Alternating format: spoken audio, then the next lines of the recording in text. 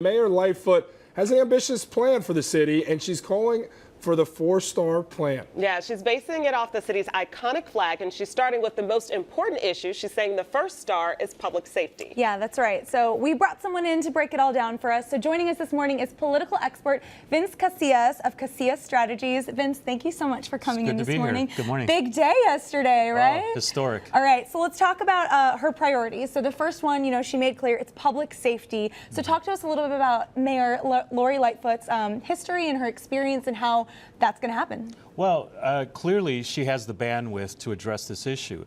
As a former federal prosecutor, she was able to be on the front line, and she knows what it's going to take, to really curb the violence that we see in our neighborhoods. So she has, I think, she doesn't have a learning curve when it comes to this particular place. But there's going to be a lot of work.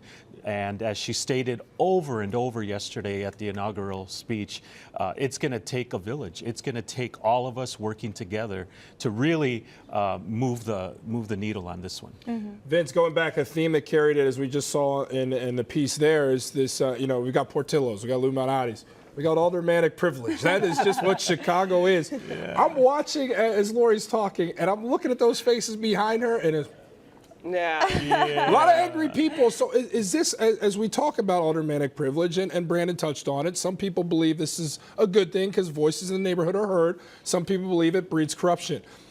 With her Lori Lightfoot taking such a strong approach to aldermanic privilege, is this something ultimately that she could lose city council before she even gets started? Well, clearly, there are, those possibilities. Yeah. But I think what was important, and I was there just a few rows from these aldermen, and you noticed the same thing. I noticed the same thing. I mean, I was looking at some of them in particular and wondering what they were thinking.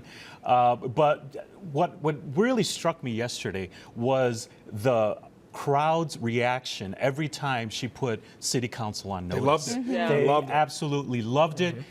There were standing ovations.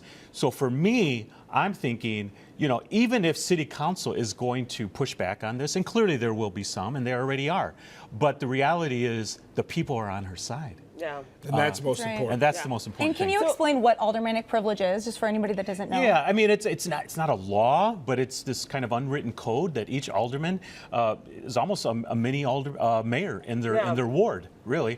Critics of them are calling them ward bosses.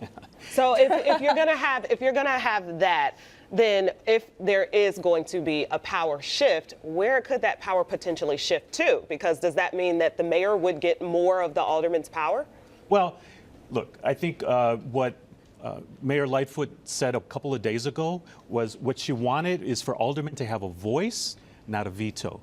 So the approach is we have to all work together. The mayor's office has to be a part of that, clearly, but also not just the alderman's office, but the people in the community. And so that's where I think the shift is going to be. It's not as much, the politicians kind of rearranging, the power, but it's allowing for the community to kind of participate and engage in that process. So let's talk about the budget. They're saying that it could be a $700 million deficit. It could be more than $700 million, is what Lori Lightfoot has been alluding to.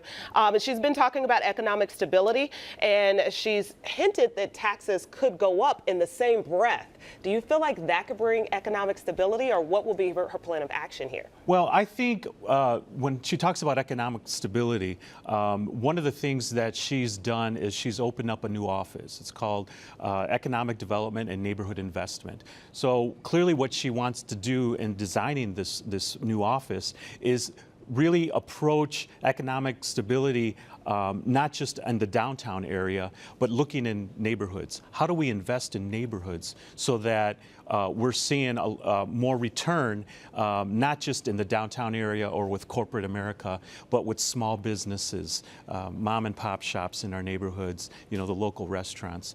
So I think, again, when it comes to economic stability, she knows that we have to spread the wealth if we're going to approach this and get this to a place where, which is one of actually her 4 stars, was stability. Mm-hmm. And so we're looking forward to seeing how that's going to play out No question. Anything? Oh, go ahead. Vince, as you look at in terms of projections and where she can have the deepest impact, police reform is a big part of her platform.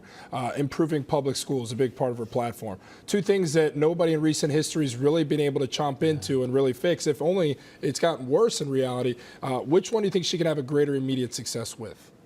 So I actually think, ironically, I think it's in education. I think, she made it clear yesterday that education is the pivot point for success for not just for our students, but for the families and the communities. There's this ripple effect when you give a student a great education. And so I think she's going to have, because, the groundwork has been laid over the past couple administrations, but clearly there's been a lot of failures. But I think this is why having somebody who's not been in public office is going to be a good thing for our education. Yeah, very interesting stuff. Vince, I get the feeling we're going to be having you back a lot more. Thank you for the clarity, and it's an exciting time because change is definitely on the way and is already taken way.